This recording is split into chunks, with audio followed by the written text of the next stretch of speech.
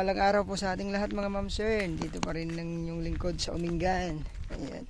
Pinalikan ko tong property na na-vlog ko na dati to 16 hectares pero yung may yung may bukal, 3 bukal. So nag-chat po yung may-ari na pwede na palang yung 3.5 na lang daw ang ibenta. So yung 12 pwede din yung 12, pwede na rin po yung 3.5 hectares yung ibibenta na. So yun, binalikan natin. So dito tayo sa Barangay Road, Farm to Market Road. So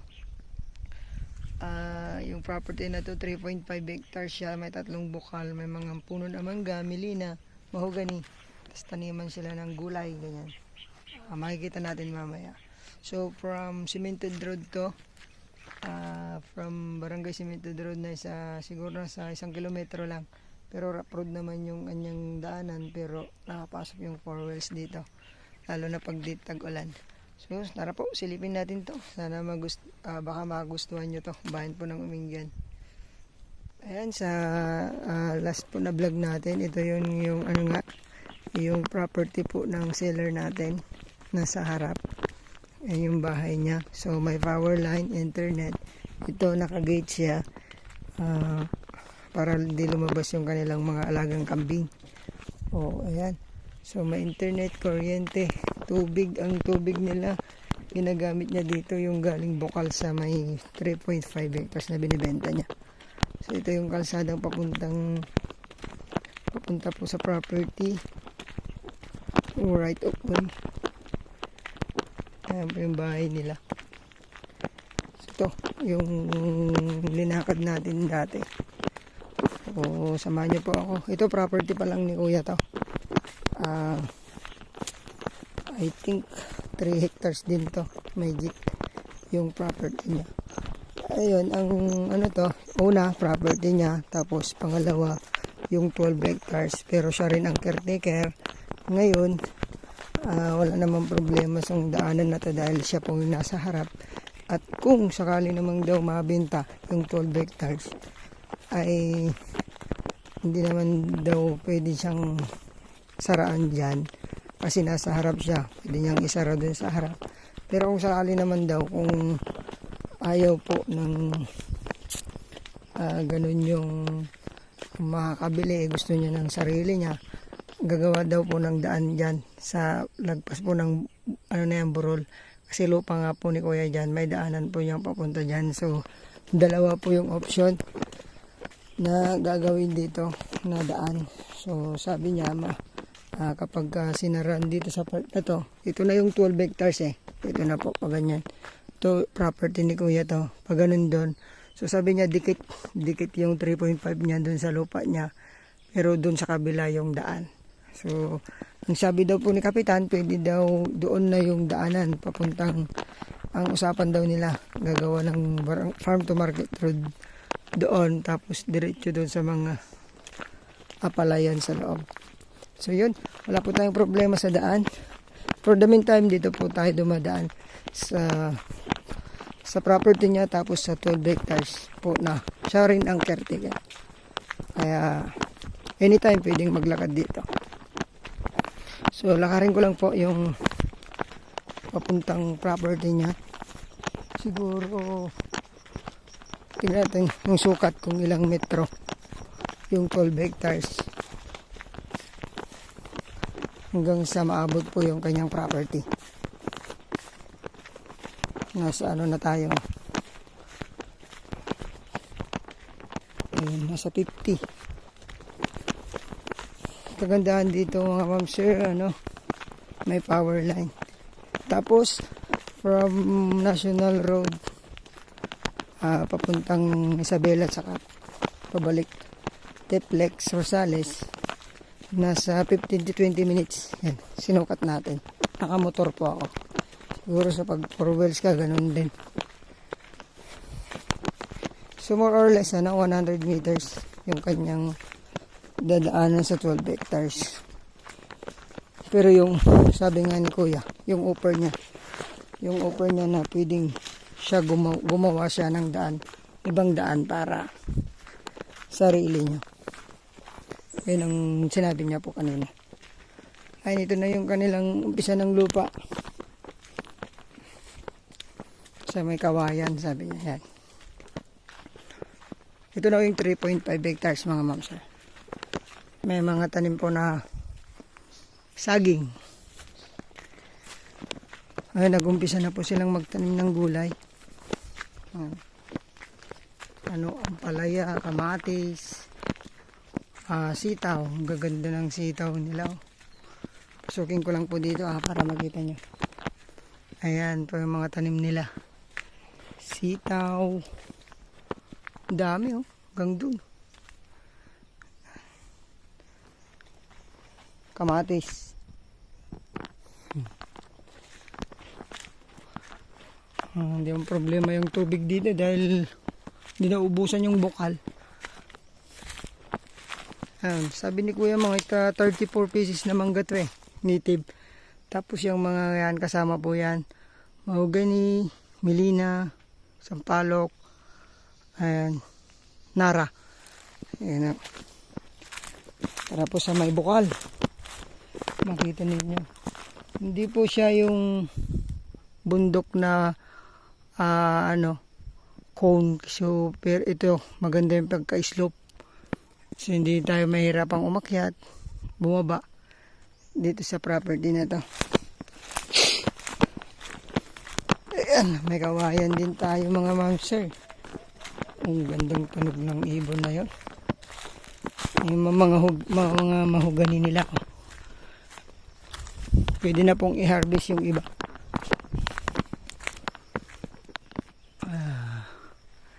Mga ano po yan, mahogani tsaka Nara. Okay, ito po yung ibang taniman nila. May mga pasibol ng mga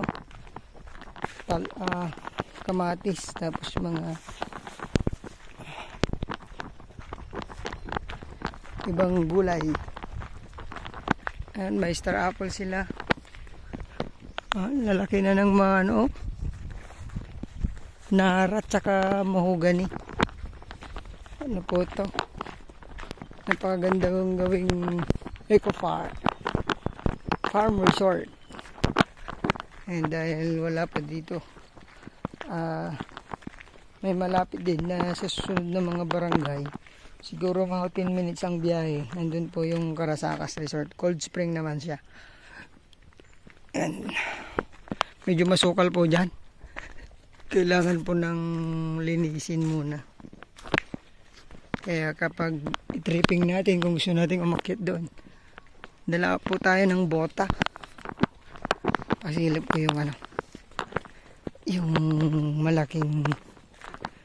pinakamalaking bukal niya.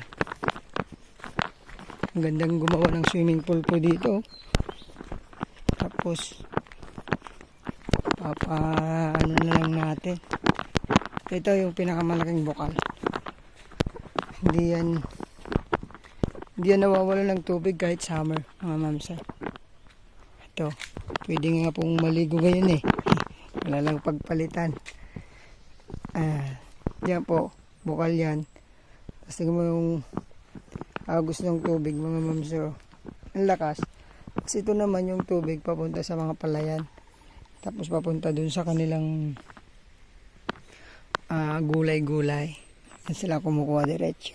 Pero yung kanila pong pagdilig dyan sa may mga gulay, gumagamit sila ng ganito. So spray. Ito naman lakas Ito yung unang bukal.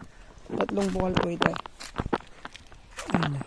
Ayun yung sinasabi ko, mga tanim nilang mga papaya. Tapos may mga Melina sila. Iba't ibang puno. Akasya. Tapos mga na po ito, taniman ng ampalaya. So yung part dito mga rocky mga mabato. May mga nyug na rin. So dito, ang gandang gawin talagang swimming pool dito. I-improve na lang to. Pangalawang bukal na natin.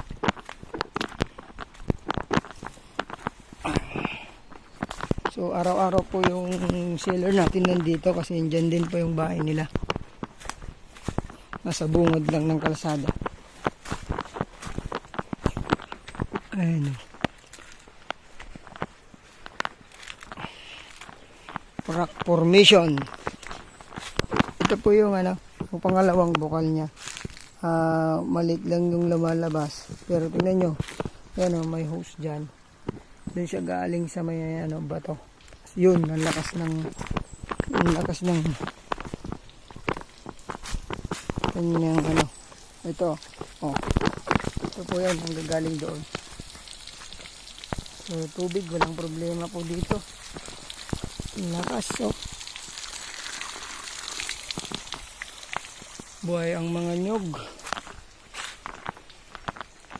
Nililinis si kuya ngayon. Ito po, kasama po yung mga yan, yung mga mangga. Ikot tayo mamaya dyan, mga mamsa. Ito, may mga kamote siya. Ito yung pangatlo na bukal. Ito, ang lakas. Ito po, lakas di po ba? Hindi po yan napapatig. Kahit summer po, buhay na buhay pong tubig na to. Papunta po sa ano to, sa may bahay nila.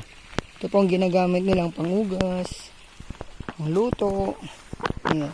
Pero siyempre pag gisa na yan yung boundary nila. Tingnan natin. Bago ako umakyat sa bundok. Ayun boundary. Ayan. Mga mangga sila. Ito boundary po nila. Tingnan nyo po yung lakas ng tubig dito. Oh. Ayan. Ang lakas po. Papunta po sa ano to, bukid. Medyo masukal yan.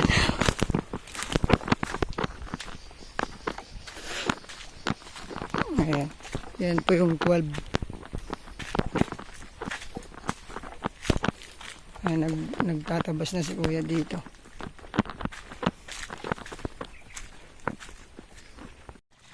Ayan po, sa balik tayo dito sa may kubo nila. Medyo masukal pa doon. Nag-i-start pa lang maglinis si kuya. Ano po, oh. May mga tanim silang sitaw. Paano pa lang. Try natin pumunta doon mga ma'am sir. Try kong maglakad dito. Sakaling makapunta tayo doon. Para makita natin yung mga mangga. May mga mangga daw po doon.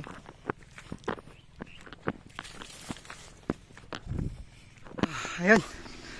Dito tayo sa taas. Galing tayo doon. Baba. Medyo masukal po dito. Try ko mamaya doon dumaan. Dito.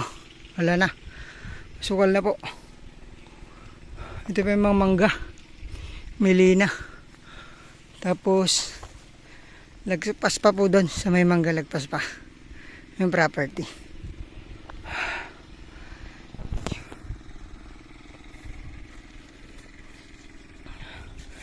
Ayan o. Try natin umikot doon mga ma'am sir. Ay, kaganda po. So, ayan. Dito tayo sa may gitna. Tingnan natin kung may malinis doon sa part na yun para mapuntahan natin doon. Medyo masukal yung dinaanan kong una. Nag-i-start na si kuyang maglinis. Pero di pa tapos.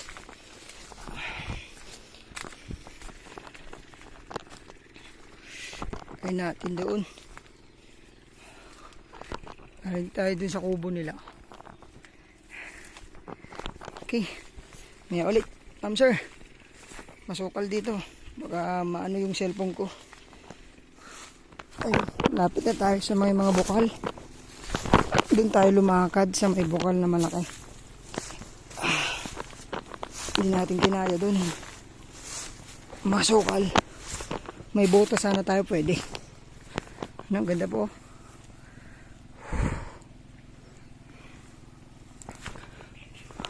Galing tayo doon sa may mangga. Punta sana tayo doon eh. Kaya lang masukal. Try natin dito sa ibang daanan. Pagka-pasyal natin dito, dala tayo bota. Kung gusto po nating puntaan sa taas. Pero nag-i-start na si kuya linis papunta sa taas. Kasi pag pumupunta daw sila doon, nakabota sila. Ay, sarap maligo.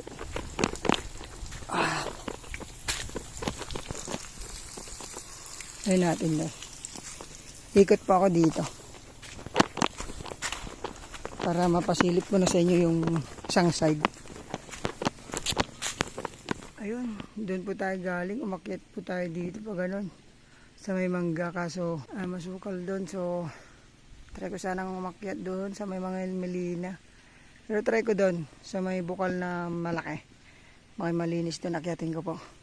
Pero papakita ko lang yung mga mangga doon sa inyo.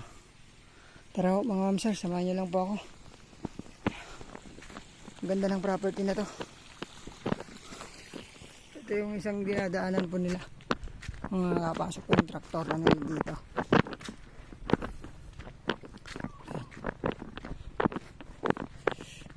Yan po yung ibang mga manggahan. Ito sana yung gagawin nilang swimming pool. So, wala daw budget. Ito sana. May butas na po dito. So, wala nang budget. Pagtutuloy na lang po natin. Mga ma'am sir, kung nagustuhan nyo to.